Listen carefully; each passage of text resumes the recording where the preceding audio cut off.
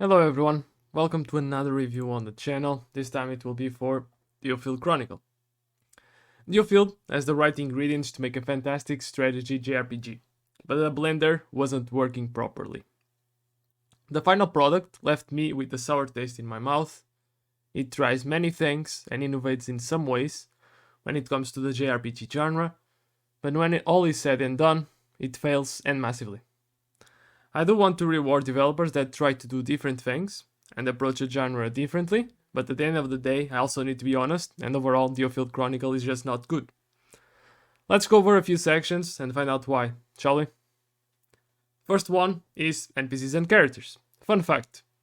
I was playing DioField at the same time I was doing my first playthrough of Pentiment, and you can't have such clear opposites when it comes to character development and characters in general.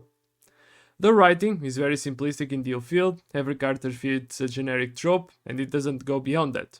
You have Andreas as the leader, Frederet, the second in command, Escarion, the goody two-shoes, Waltakin, the crazy sorcerer. Despite a few tweaks on the generic characters we are used to seeing in military games and movies, DioField goes little beyond that. At one point I had 10 or 12 companions, there is little character development on these, and anything that is constructed is so simple and uninteresting that the player can't help but feel nothing towards these characters. I can't tell you how the game structures character development for the so-called units in your squad. Every 2 or 3 main quests, some side quests will pop up in your home camp where the leader Andrea speaks with these characters. These chats are so mind-numbingly boring that I found myself trying to skip dialogue all the time. Subjects in these chats range from love interests to gossip, and it's never a stepping stone into giving characters more depth, it's just gossip.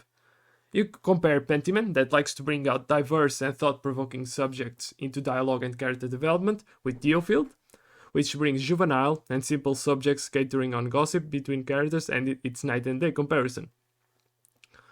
Overall, while at first sight it seems that DioField gives a lot of dedicated time into highlighting characters, it ends up being a painful task as you need to listen to all this poorly written dialogue that doesn't offer very much in interesting character development. These poor dialogue segments are further impacted by abysmal animations where characters speak without even blinking their eyes. They are on a dead stare lock the entire time, and their flickering issues where it seems like sometimes the characters there will have spasms and flick in and out graphically. Now, for the story. I wish the story was better than the characters that inhabit it, but alas, it's not. Run-of-the-mill plot, Empire wants the resources from the rest of the continent, they attack and your specialized unit will try to fight back. There is confusion in the throne and government body as the country of our mercenary unit finds itself without a king in a moment where they needed him the most. Nothing special, very predictable, overall the developers try to throw 1 or 2 twists your way, but the build up to them is so insurmountable, there is no way you can see them coming. Additionally, feels like the most of the characters in the story segments are there just as a number and not actively participating on the story. All in all, it clearly lacks any depth, and at one point you'll even ask yourself what I'm playing this game for. I don't relate with any of the characters, I know where the story is going, how it's gonna end up. Is there any substantial payoff to even keep playing it? No. You might say, yes, the combat. And with that, I'll lead you to the next point, DioField's Chronicle combat. Now, I'm well aware of that all the marketing for this game pointed to the combat, and it's the one thing that the developers wanted to flesh out. It's noted, and with good reason. As I mentioned on my early thoughts, the combat is fast, fluid, strategic, but lacks several aspects to avoid it becoming repetitive. First and foremost, the combat presented here is an hybrid of some sorts of real-time with pause like you would normally see in CRPGs, and the typical hack and slash of JRPGs. The devs never fully commit to one or the other, there is no inherent pause button, and it seems you are always at an advantage since enemy cast skills are on a timer, whereas yours are instantly cast. This brings us up to the first pain point of this combat system. It's just way too easy, even on the hardest difficulty. The only time you'll find yourself struggling might be when you are way underleveled or you haven't bothered to keep up with the progression systems. Let's say buffs to your stats, skill tree, new weapons, accessories, ultimate summon abilities, etc, etc. It's just not difficult. You can dodge enemy abilities quite easily, unless you are literally sleeping in your keyboard.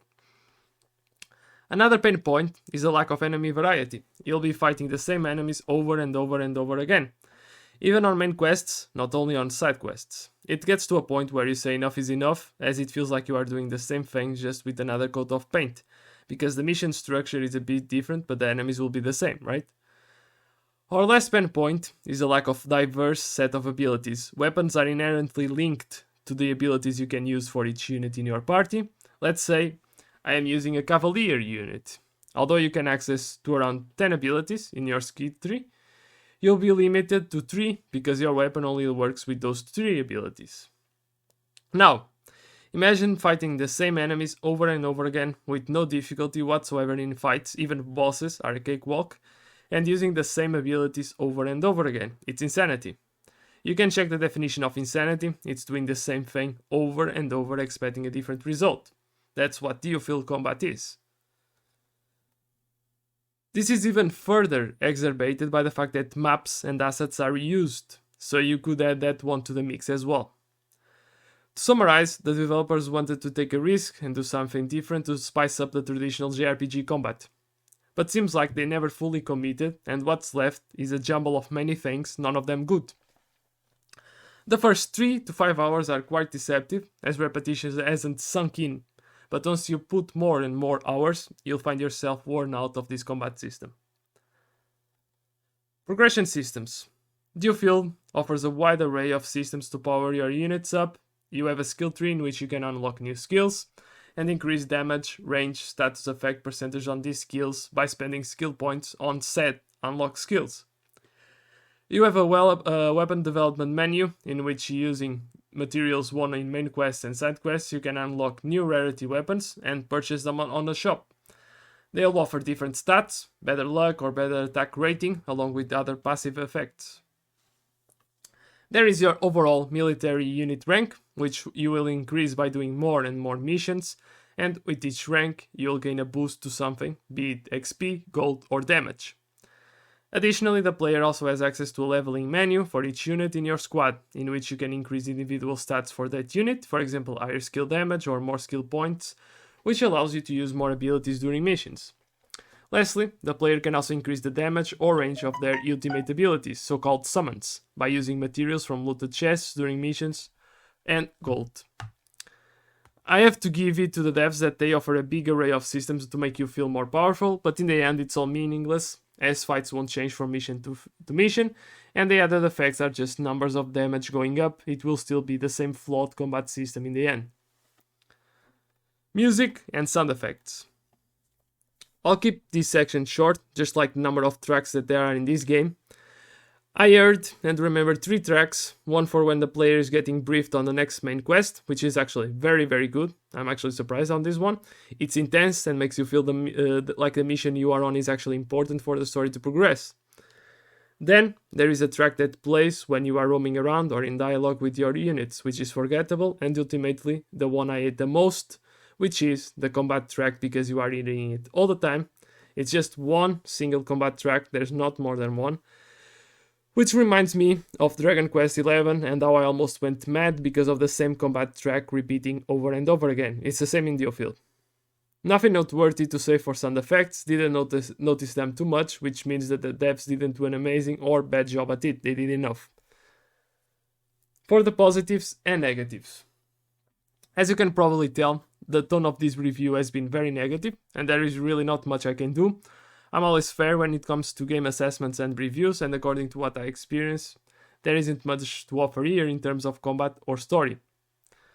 A flawed, easy combat that is further negatively impacted by a poor progression system when it comes to how many abilities you can use, the poor enemy and map variety, combined with the simplistic and generic story, make DioField look bad.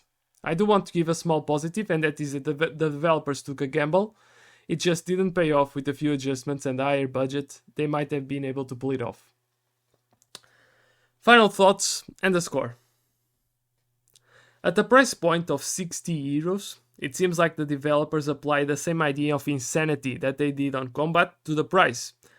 It's beyond ridiculous that the package we have here is being sold for 60 euros. I could tolerate maybe 25 or 20 euros, and even then I would say buy it at a heavy discount, but 60 just seems scummy and seems that the developers don't know what they are selling. I wouldn't recommend DioField to anyone at any discount whatsoever. That's a wrap, guys. Hope you enjoyed this review. If you agree, or if you don't agree with my view, let me know in the comments. Like and subscribe if you enjoyed the comment I put out every week. Thank you, and have a good one. See you next time.